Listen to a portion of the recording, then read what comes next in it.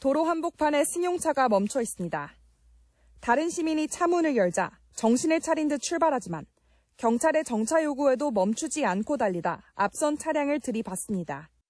차량 운전자인 60대 A씨는 마약 정밀 검사 결과 혈액에서 향정신성 의약품에 해당하는 최면 진정제 성분이 검출돼 검찰에 넘겨졌습니다.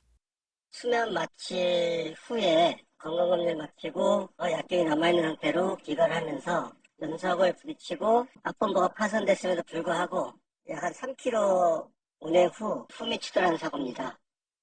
지난해 12월 강원도 춘천에서 역주행 운전을 하다 중앙 분리대를 들이받은 40대는 사고 당시 병원에서 처방받은 향정신성 의약품을 남용한 상태였던 것으로 조사됐습니다.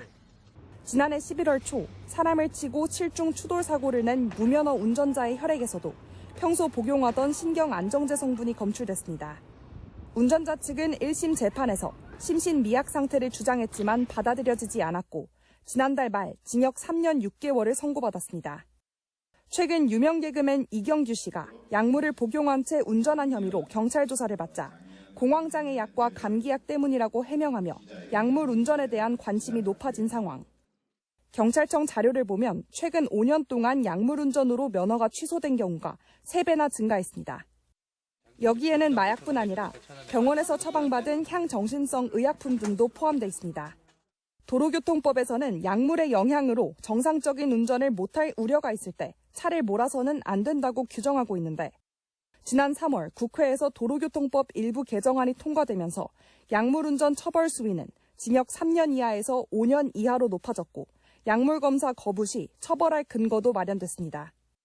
사실상 음주운전으로 비교를 했을 때 가장 많이 술에 취해서 운전을 했었던 혈중 알코올 농도 0.2% 이상으로 음주운전을 한 경우와 거의 동일한 수준으로 처벌을 하겠다라는 거죠.